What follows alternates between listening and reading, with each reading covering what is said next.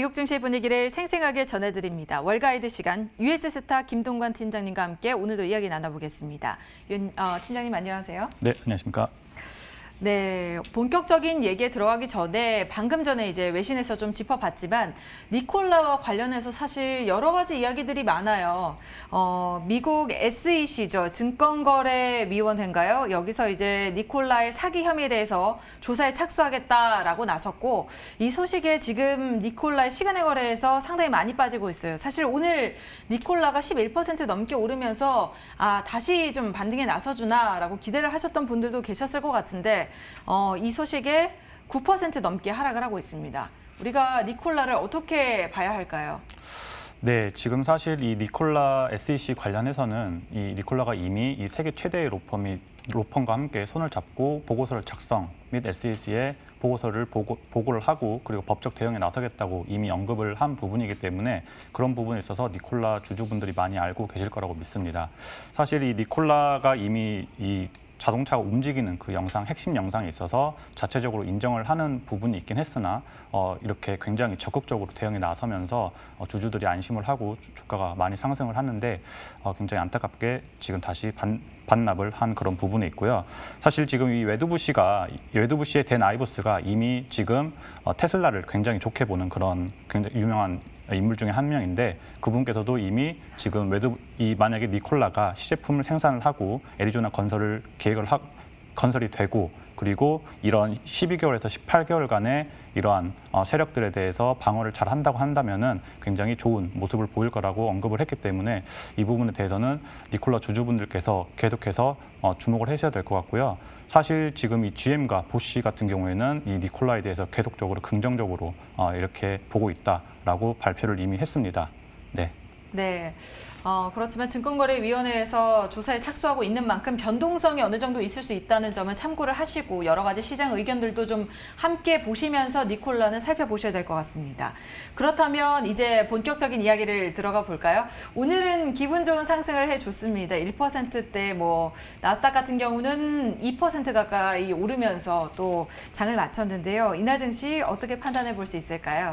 네, 이미 많은 분들께서 미국 증시를 보셨다고 하면은 이 미국의 증시 역사는 인수의 역사이다라고 할 만큼 이 큰 이렇게 인수권이 있으면 증시가 상승하는 그런 여력에 대해서 많이들 알고 계실 거라고 믿고 있습니다.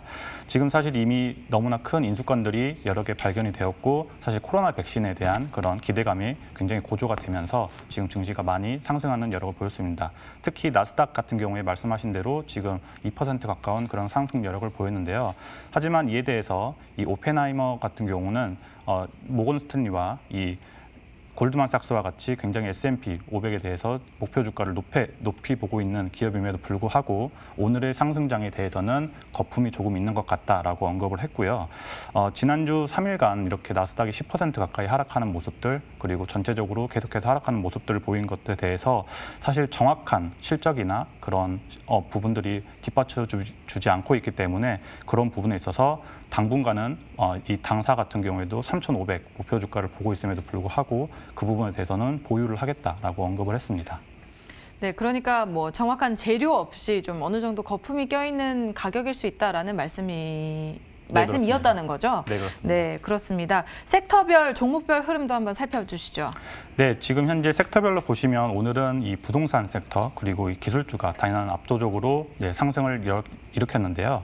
지금 사실 부동산 같은 경우에는 이 7월 초 이후에 처음으로 이렇게 상승을 높이면서 이 섹터별로 가장 높은 상승력을 보였습니다.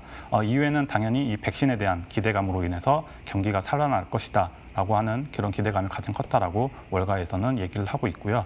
기술주 같은 경우에는 지금 현재 대형주에 대해서 대규모 이런 인수합병이 이루어졌기 때문에 이런 부분에 있어서 빵주가 급격히 살아나는 모습들을 보였습니다.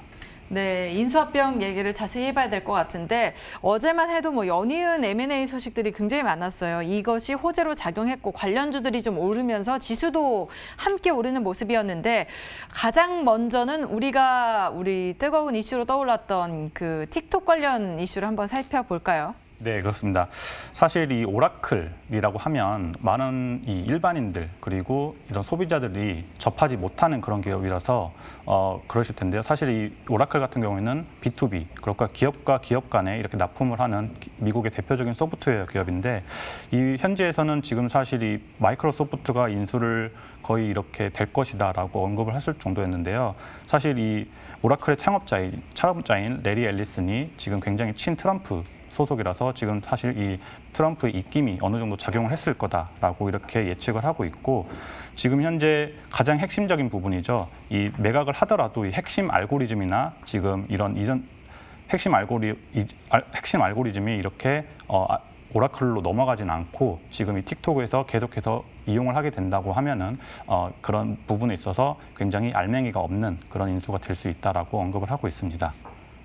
네, 오라클과 관련해서는 또 알려주셨고 이외의 기업들도 있었죠. 네, 사실 이 엔비디아와 ARM 관련해서 굉장히 또 뜨거운 이슈가 있었는데요.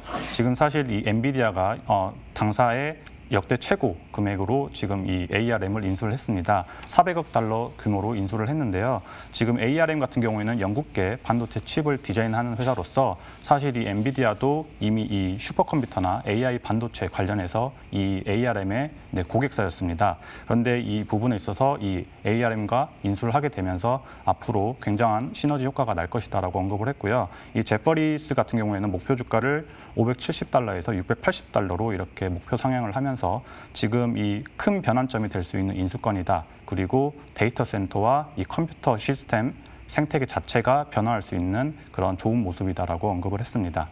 그리고 역시나 반독점 이슈 리스크가 있지만 이 부분에 대해서보다는 조금 더 생태계를 독점할 수 있다라는 그런 모습에 집중을 하고 있습니다. 네, 엔비디아와 관련해서도 살펴봤습니다. 그리고 이제는 제약사로 넘어가서 이제 항암 시장에 좀 두 양사가 합병을 하면서 굉장히 힘을 줄 수 있을 것으로 좀 기대를 하고 있는 기업들이었죠. 이 길리어드사와 이뮤노메딕스의 합병 소식이 있었는데요. 이 부분에 대해서도 짚어주시죠. 네, 지금 미국의 다국적 제약사 길리어드 사이언스가 역시나 당사 최대 규모로 지금 210억 달러의 지금 이뮤노메딕스를 인수하겠다고 했습니다. 이 이뮤노메딕스 같은 경우에는 유방암 신약 개발 제약회사로서 이 트로델비라고 하는 신약이 개발이 되었고요. 이미 FDA의 승인을 받은 만큼 굉장히 안정적인 그런 자금을 마련해 줄 거다라고 하는 그런 회사인데요. 지금 사실 월가에서는 5년 내로 이 이뮤노메딕스가 230억 달러에서 600억 달러까지 매출을 도와줄 수 있는 그런 회사라고 언급을 했기 때문에 이 부분에 대해서 굉장히 좋은 작용을 할 것이다라고 했고 이 길리어드가 지금 사실 항암제 치료 분야에서 굉장히 선두 기업인데 포트폴리오 중에서 굉장히 좋은 모습을 보일 것이다라고 언급을 했습니다. 네, 길리어드사의 포트폴리오 확장이 기대되는 부분이고 이 인수합병 소식으로 이뮤노메딕스의 주가는 이날 100%가 올랐어요. 그러니까 그 말은 2배가 올랐다는 거죠. 이뮤노메딕스에도 상당한 호재로 작용했던 것 같습니다. 자, 이제는 인수합병 소식을 넘어서 다음으로 짚어볼 게 테슬라였습니다. 테슬라가 이날 12% 넘게 오르면서 급등을 해줬는데 이제 이달 22일에 배터리데이를 앞두고 있습니다. 이 배터리데이에 일론 머스크는 굉장히 혁신적인 기술을 내놓을 것이다 라면서 기대감을 불러일으키고 있는데 우리가 어떻게 기대해볼 만할까요? 네, 사실 오늘 이 테슬라가 급증을 한 이유에 대해서 정확히 어떤 근거가 있다라고 발표를 한 그런 기관은 없었습니다. 하지만 저희가 예측을 할 수 있는 부분이 몇 가지가 있는데요. 먼저 지난주에 베를린에서 시연했던 그런 슈퍼차저 관련된 부분도 있고요. 사실 이 나노 와이어 기술이라고 하는 지금 현재 50% 높은 에너지 밀도로 이렇게 배터리를 만들 수 있는 그런 기술력들 그리고 지금 현재 오일프라이스닷컴이라고 하는 곳에서 이 광산 연구 컨설팅 회사인 이 우드 맥킨지가 발표한 보고서를 이렇게 언급을 했습니다. 이 우드 맥킨지에 의하면 지금 현재 2025년까지 전 세계 60만 통의 리튬 생산이 필요하다라고 언급을 했는데요. 그 이유로는 이 지속되는 온난화 그리고 전기 자동차 생산의 증가 폭이 계속해서 늘어날 것이다라고 하는 것이고 10년 내로 이 부분이 40% 이상 늘어날 것이고 지금 현재 가장 전기 자동차의 선두 그룹에 있는 테슬라가 호재가 작용이 될 것이다라고 언급을 한 부분을 이렇게 들어서 오늘 테슬라가 급증을 하는 그런 모습에 살짝 예측을 할 수 있을 것 같습니다. 네, 기존에도 뭐 워낙 테슬라에 관련해서 좋은 얘기들을 많이 해주셨고 또 긍정적으로 보고 계시죠? 네, 그렇습니다. 네, 그래서 테슬라와 관련해서는 배터리 데이가 굉장히 중요한 날이 될 것 같으니까요. 여러분들께서도 계속해서 지켜보셔야 될 것 같습니다.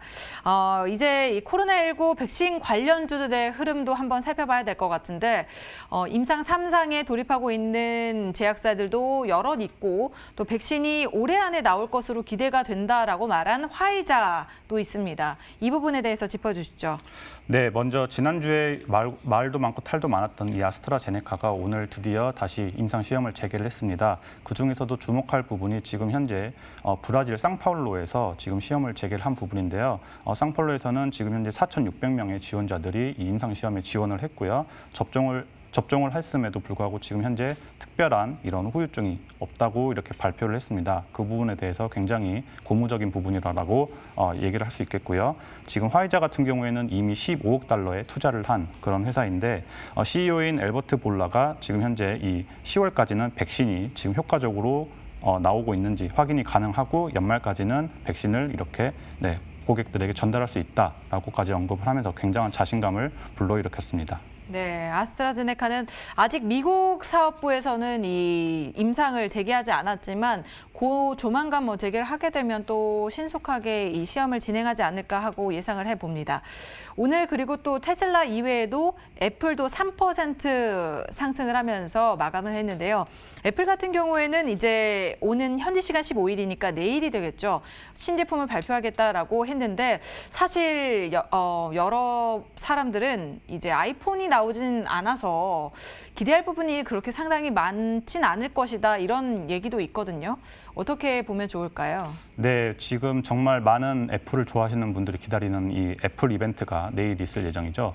그 부분에 대해서 사실 지금 말씀하신 대로 아이폰, 5G 아이폰에 관련된 기대감이 굉장히 컸으나 이 부분은 지연이 됐습니다. 그와 반대로 새로운 아이패드와 그리고 새로운 애플워치를 이렇게 출시를 하겠다고 발표를 했는데요. 사실 지금 이 애플에서는 다음에 가장 주목하는 사업군에 대해서 이 헬스케어 부분을 언급을 했습니다. 그리고 지금 현재 아이폰 사용자 중에 단 9%만이 이 애플워치를 사용하고 있는 부분에 있어서 앞으로 이 애플워치의 수요도 굉장히 늘어날 부분이다라고 이렇게 언급을 했기 때문에 앞으로 저희가 알게 될 그런 애플워치 그리고 아이패드에 대해서 굉장히 기대감을 가지고 있는 상태입니다. 네, 애플과 관련해서는 신제품 이벤트가 진행이 되는 이 내일 저희가 또 생방송으로 더 자세히 전해드리도록 하겠습니다. 이날 백신에 관련한 기대감들이 좀 많이 일면서 경기 민감주라고 할 수 있는 항공주의 흐름도 굉장히 좋았는데 많은 분들이 이제 여행을 가지 못하고 비행기를 타지 못했기 때문에 우리가 가상여행을 한다라는 것이 나올 정도로 굉장히 이 부분에 대해서도 좀 좋아지기를 바라고 있거든요. 항공주의 흐름 어땠을까요? 네, 역시나 이 백신의 긍정적인 소식이 들리면서 바로 항공주도 이렇게 상승을 하는 모습을 보였는데요. 대표적인 ETF인 이 제트가 오늘 2% 가까운 상승을 보였습니다. 마찬가지로 이 시장을 이끈 가장 대표적인 기업이 바로 이 델타항공인데요.